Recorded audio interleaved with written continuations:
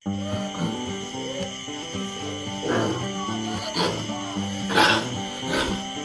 this, so parang siyang hirap huminga talaga, ano.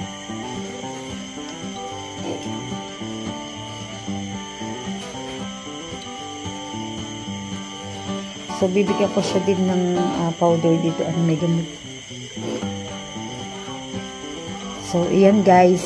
Papaliwanag ko lang sa inyo na bakit kailangan nating ihiwalay ang buwik kung siya ay mayroong nararamdaman.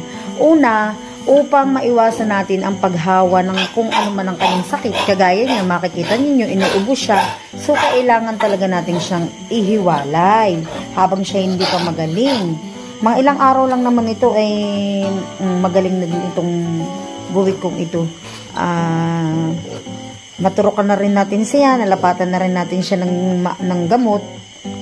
Tinurokan ko siya kanina ng Icolmin para mailabas niya ng maayos yung kanyang plema kung may plema siya. Tapos para naman doon sa kanyang ubo ay binigyan ko siya ng antibiotic para sa kanyang ubo.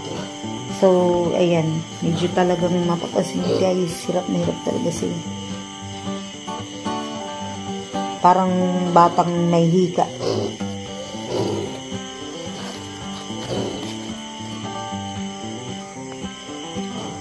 Ayan, ikaw muna ay kailangang humiwalay sa iyong mga kapatid sapagkat baka sila ay mahawa mo, ay lalo pang lalaki ang ating problema. Magpagaling ka muna at pag ikay magaling na, ay ibabalik kita dun sa iyong mga kapatid. Ano?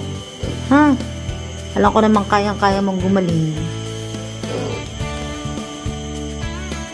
O, mahiga ka na dyan, matulog ka na dali. Kaya mahalaga na meron kayong bakanting kulungan para doon ninyo ilalagay yung inyong mga i-isolate na mga buwik.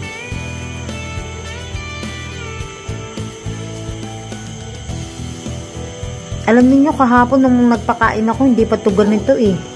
Tapos kaninang maga, so ngayon napansin ko yan, ganyan na. Kaya talagang dapat titingnan-tingnan niyo din ang inyong mga alaga.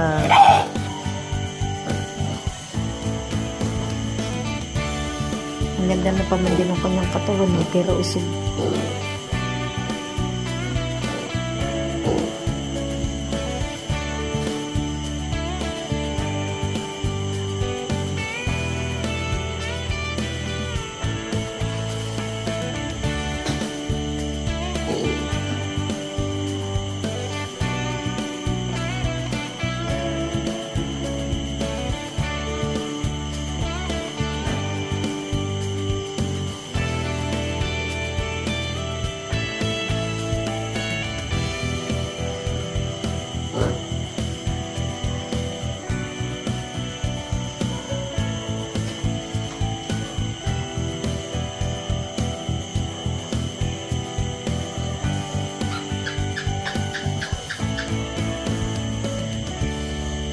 So, yun lang mga guys. Salamat sa inyong panonood. Magandang buhay!